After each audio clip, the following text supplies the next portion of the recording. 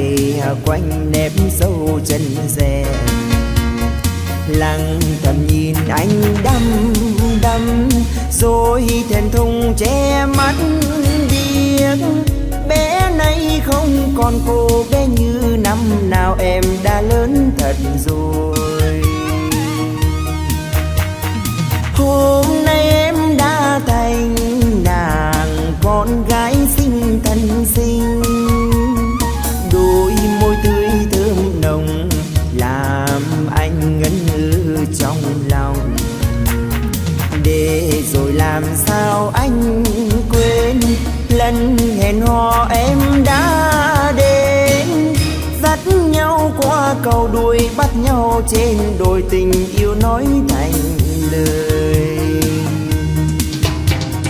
Rồi ngày vui qua mau, anh gửi lại em lời chào, gửi lại em một mối tình nồng, hai đứa yêu nhau. Anh gửi lại cho em cầu tre lắc lẻo đôi bờ, nhịp cầu tre một thua mong chờ, đôi mình dệt mối tình thương. Sau bao năm xa nhà, chiều qua ghé thăm nhà em, nhưng em yêu đâu rồi, còn chẳng mãi danh im lìm. Hỏi nhịp cầu tre đông đưa, hỏi từng dòng sông tí ngát, nói em theo chồng em đã quên câu thề lòng, anh thấy nào nề.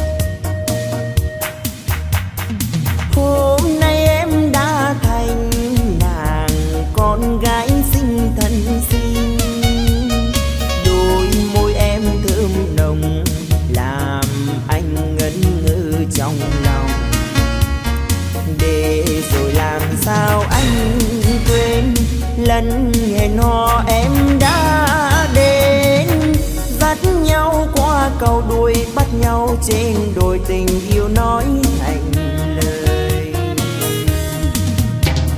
Rồi ngày vui qua mau, anh gửi lại em lời chào, gửi lại em một mối tình nồng, hai đứa yêu nhau. Anh gửi lại cho em cầu tre lắc lẻo đôi bờ, nhịp cầu tre một thua mong chờ, đôi mình dệt mối tình thương. Sau bao năm xa nhà, chiều qua ghé thăm nhà em, nhưng em yêu đâu rồi, còn chẳng mãi danh im. Hỏi nhịp cầu tre đông đưa, hỏi từng dòng sông tí ngát, nói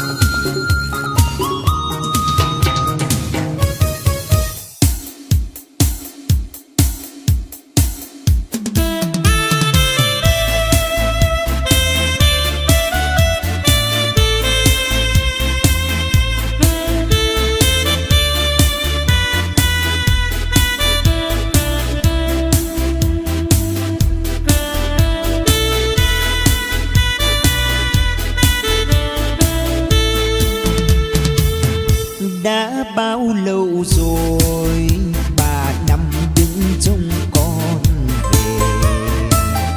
Sớm hôm sau hẹn hàng câu ú theo niềm đau.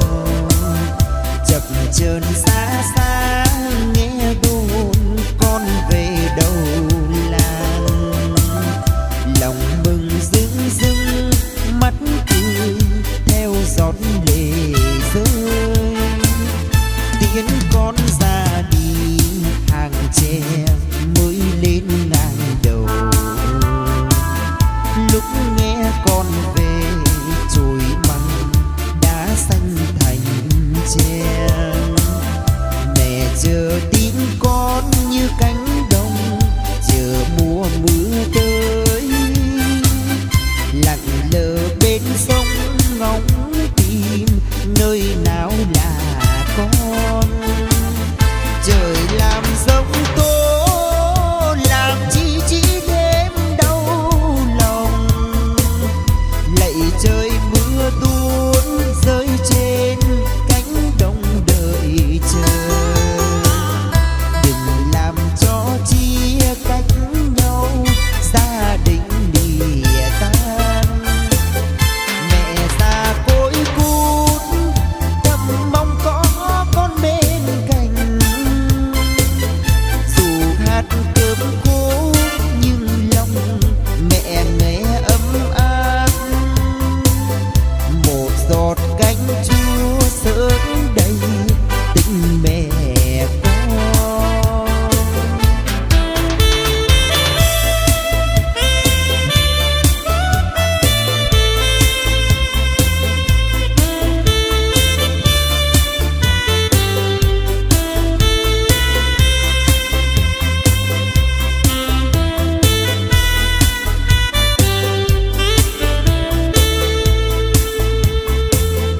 Đã bao lâu rồi bà nằm đứng trông con về. Sớm hôm sau hẹn hàng câu út theo niềm đau. Chập chờn xa xa nghe đồn con về đầu làng. Lòng bừng rưng rưng mắt cười theo giọt lệ rơi. Tiễn con ra đi hàng tre mới lên ngang đầu. Lúc nghe con về chồi măng đã xanh thành tre. Mẹ chờ tin con như cánh đồng đợi mùa mưa tới. Lặng lờ bên sông ngóng tìm nơi nào là con. Trời làm giông tố làm chi chỉ đến đau lòng. Lạy trời mưa tuôn rơi trên cánh đồng đợi chờ. Đừng làm cho chia cách nhau gia đình lìa tan. Mẹ già côi cút thầm mong có con bên cạnh. Dù hát cơm khô nhưng lòng mẹ nghe ấm áp. Một giọt canh chua sớt đầy tình mẹ con. Một giọt canh chua sớt đầy tình mẹ con.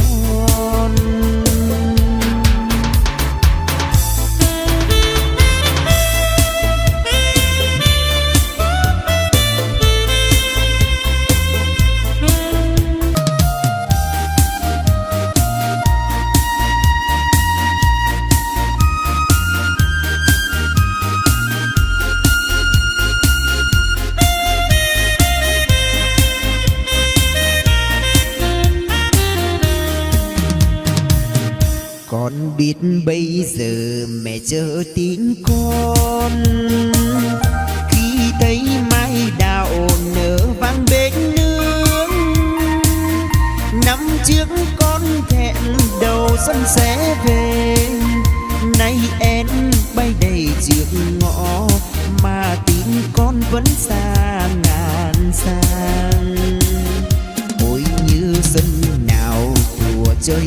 vui. Nghe pháo giao thừa rộn ràng nơi nơi, bên mái tranh nghèo ngồi quanh bếp không, trông bánh trưng chờ trời sáng, đò gầy khay những đôi má đào. Nếu con không về chắc mẹ buồn lắm, mái tranh nghèo không người sửa sáng, khu vườn thiếu hoa vàng bừng xuân.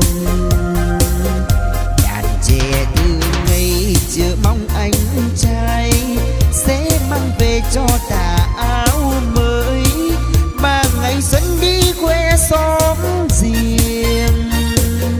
Con biết không về mẹ chờ em trông, nhưng nếu con về bạn bè thương mong, bao lứa trai cùng chào xuân chiến trường.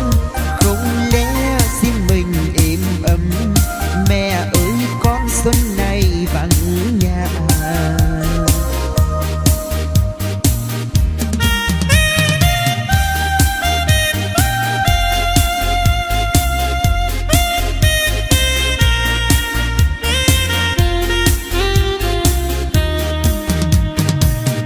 Con biết bây giờ mẹ chờ tin con, khi thấy mái đào nở vang bên nương. Năm trước con hẹn đầu xuân sẽ về, nay em bay đầy trước ngõ mà tin con vẫn xa ngàn xa. Ôi như xuân nào thủa trời yên vui, nghe pháo giao thừa rộn ràng nơi nơi, bên mái tranh nghèo ngồi quanh bếp không, giống bánh trưng chờ trời sáng, đò gầy khay những đôi má đào. Nếu con không về chắc mẹ buồn lắm, mái tranh nghèo không người sửa sáng, khu vườn thiếu hoa vàng bừng xuân. Đàn trẻ từ ngày chờ mong anh trai sẽ đem về cho tà áo mới, ba ngày xuân đi quê xóm riêng. Con biết không về mẹ chờ em trông, nhưng nếu con về bạn bè thương mong, bao lứa trai cùng chào sân chiến trường. Không lẽ riêng mình êm ấm, mẹ ơi con xuân này vắng nhà. Bao lứa trai cùng chào sân chiến trường, không lẽ riêng mình êm ấm, mẹ ơi con xuân này vắng nhà. Bao lứa trai cùng chào sân chiến trường, không lẽ riêng mình êm ấm, mẹ ơi con xin đợi ngày mai.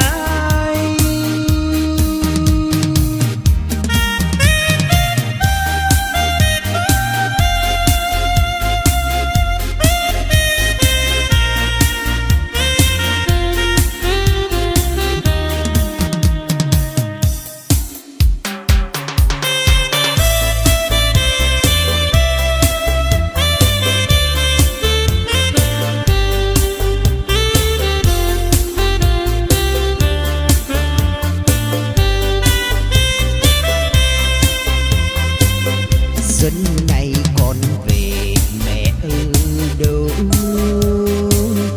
quê nghèo xuân về mưa khát khiêu, vườn dưa dơ xác hoa rơi rụng. Xuân về không mẹ, nụ hoa kém tươi. Xuân này con về mẹ ở đâu, bao mùa xuân hẹn con vẫn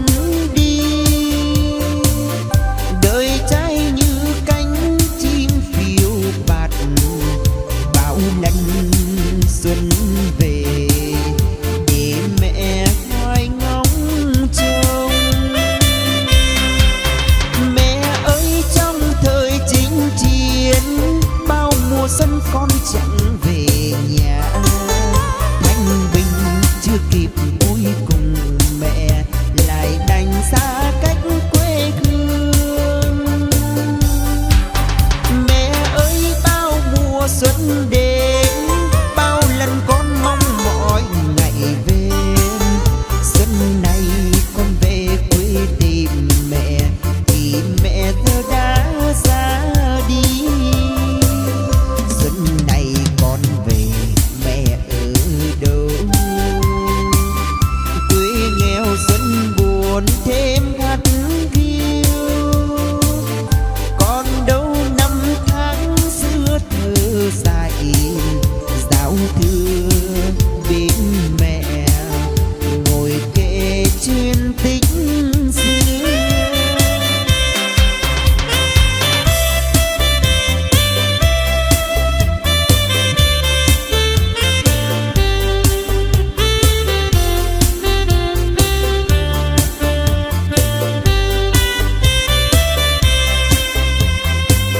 Xuân này con về mẹ ở đâu?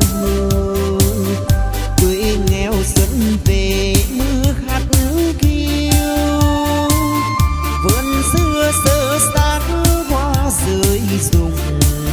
Xuân về không mẹ, nụ hoa kém tươi. Xuân này con về mẹ ở đâu?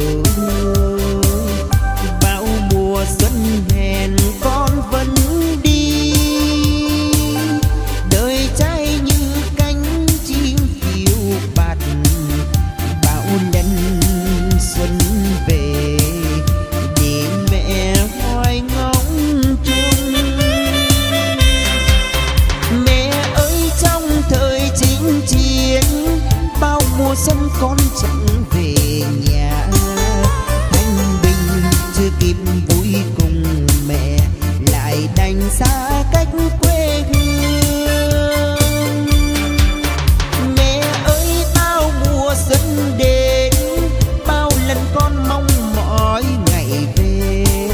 Xuân này con về quê tìm mẹ, thì mẹ giờ đã ra đi. Xuân này con về mẹ ở đâu? Quê nghèo xuân buồn thêm hắt hiu, còn đâu năm tháng xưa thơ dại giao thừa bên mẹ, ngồi kể chuyện tích xưa. Còn đâu năm tháng xưa thơ dại giao thừa bên mẹ, ngồi kể chuyện tích xưa.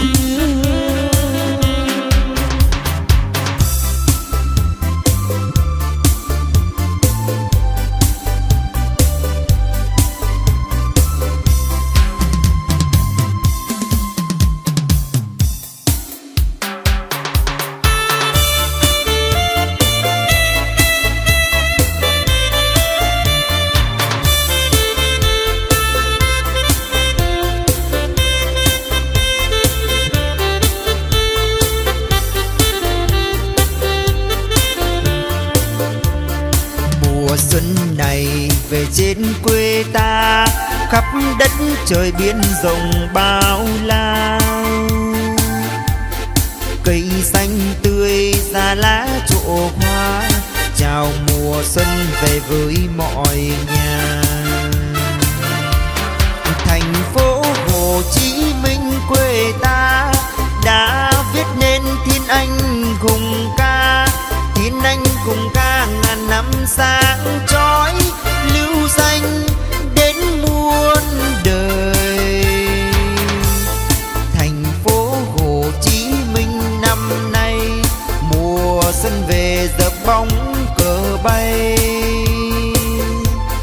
Nước thêm trong dòng sông bên nghe, chợ thêm đông chờ vui bến thành. Mùa xuân trên thành phố Hồ Chí Minh quang vinh, ôi đẹp biết bao, biết mấy tự hào. Sài Gòn ơi cả nước vẫy chào, cờ sao đang tung bay cao. Qua hết rồi những năm thương đau, xa 70 năm nay đã gặp nhau. Vui sao nước mắt lại trào. Mùa xuân trên thành phố Hồ Chí Minh quang vinh,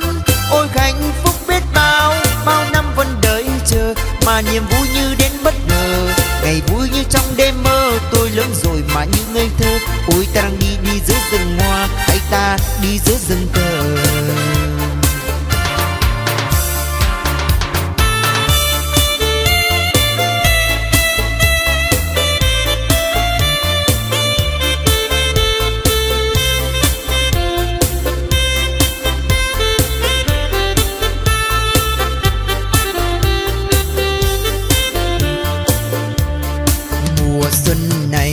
Về trên quê ta khắp đất trời biển rộng bao la, cây xanh tươi ra lá trổ hoa, chào mùa xuân về với mọi nhà. Thành phố Hồ Chí Minh quê ta đã viết nên thiên anh cùng ca, thiên anh cùng ca ngàn năm sáng chói lưu danh đến muôn đời. Thành phố Hồ Chí Minh năm nay mùa xuân về dợp bóng cờ bay, nước thêm trong dòng sông bên nhé, chợ thêm đông chợ vui bến thành. Mùa xuân trên thành phố Hồ Chí Minh quang vinh, ôi đẹp biết bao, biết mấy tự hào. Sài Gòn ơi cả nước vẫy chào, cờ sao đang tung bay cao. Qua hết rồi những năm thương đau, xa 30 năm nay đã gặp nhau, vui sao nước mắt lại trào. Mùa xuân trên thành phố Hồ Chí Minh quang vinh, ôi hạnh phúc biết bao, bao năm vẫn đợi chờ mà niềm vui như đến bất ngờ. Ngày đi như trong đêm mơ, tôi lớn rồi mà như ngây thơ. Ôi ta đang đi giữa rừng hoa, hay ta đi giữa rừng cờ. Mùa xuân trên thành phố Hồ Chí Minh là mùa xuân đẹp nhất trên đời.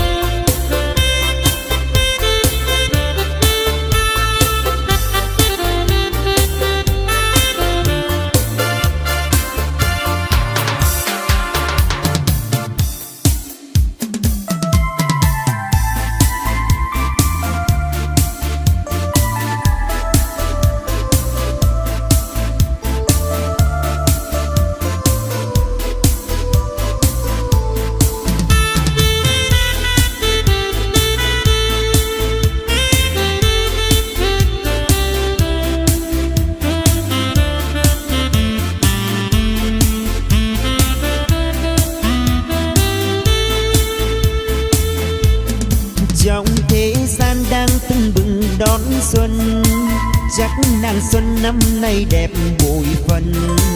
Ngắm rừng hoa mai đua nở tuyệt trần, đôi hương thay phấn giữa đêm chờ tin báo xuân. Tôi đón xuân giữa đất trời thắm sinh, chúc mừng xuân bên ly rượu hành trình. Chúc người trai đi xây dựng hòa bình, để cho đất nước vui trọn mùa xuân thắm xinh. Xuân đến ban cho một niềm vui, đất mẹ vui bình yên, ruộng cày thêm nhiều lúa, hạnh phúc dâng triền miên. Xe những mối lương duyên, mai tranh chung bóng nguyệt, gia đình lại đoàn viên. Xuân tới đây với muôn ngàn thiết tha, chúc trần gian năm nay được thuận qua, với một năm xuân vui vẻ đậm đà, cùng xuân quên hết những chuyện 4 năm đã qua.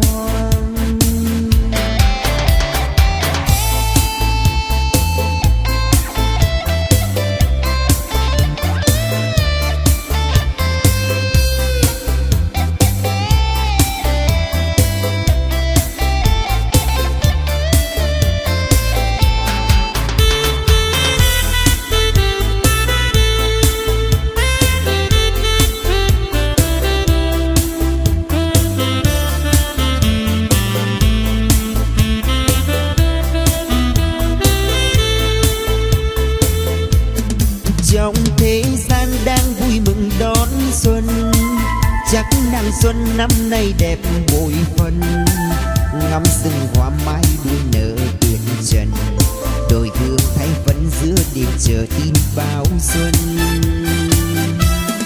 Tôi đón xuân giữa đất trời thắm xinh, chúc mừng xuân bên ly rượu hành trình, chúc người trai đi xây dựng hòa bình, để cho đất nước vui tròn mùa xuân thắm xinh. Xuân đến ban cho một niềm tin, đất mẹ vui bình yên, ruộng cày thêm nhiều lúa, hạnh phúc dâng triền miên, sẽ những mối lương duyên mà tranh chung bóng nguyệt, gia đình lại đón viên. Xuân tới đây với muôn ngàn thiết tha, chúc trần gian năm nay được tuần hoa, với một năm vui xuân vẻ đậm đà, cùng xuân quên hết những chuyện 4 năm đã qua. Với một năm xuân vui vẻ đậm đà, cùng xuân quên hết những chuyện 4 năm đã qua. Với một năm xuân vui vẻ đậm đà, cùng xuân quên hết những chuyện 4 năm đã qua.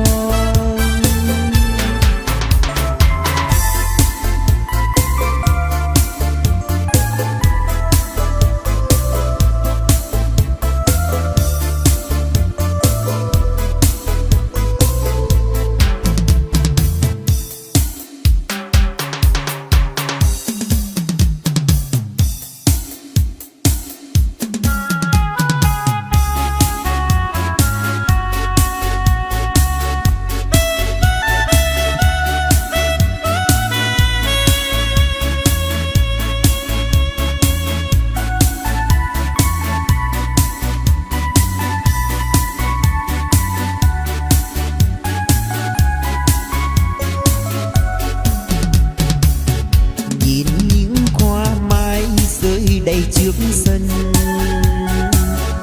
đàn én chào xuân bay liệng thanh bình, lòng chợt đau thân nơi biên xứ, đón xuân bao người xa lạ, hôn vì thêm một mái tranh quê. Tuổi đã qua rồi những ngày ấu thơ, nghe mẹ trầm tư kể chuyện tao thường, đợi chờ cha về bên nồi bánh, lũ em nô đùa quanh nhà, rộn ràng áo mới kéo thơm, hạnh phúc ôi muôn đời chẳng quên. Ai đi xây đời cánh Việt quê hương, mong cầu cha mẹ bình yên, cùng đàn em ấm no yên lành, đời tôi những ngày cơ cực, cho dù khắp chốn ngược xuôi, bốn ba trên vai một gánh, ân tình riêng khép vào tim, để tim về khóc thầm lẻ loi. Từ những hoa mai bao niềm nhớ thương, cha mẹ giờ đây chắc đợi con về, hẹn mùa xuân nào vui hạnh phúc, đón con trở về thăm nhà, rộn ràng xuân đến bình yên, cùng chúc nhau bao đời đầu xuân.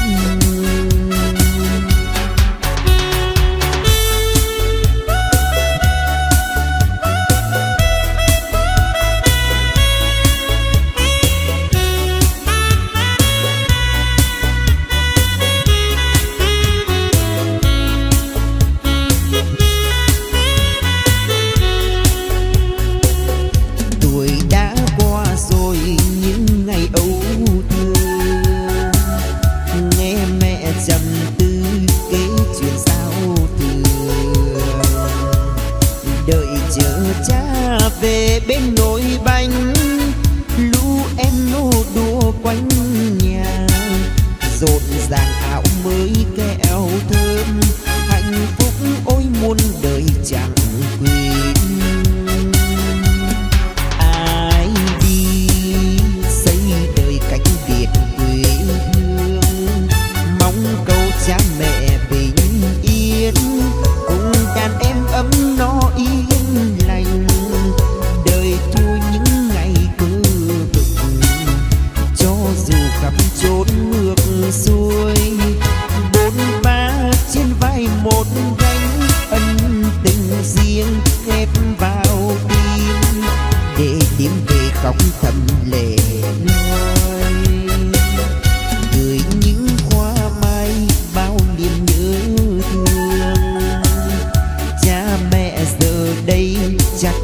con về.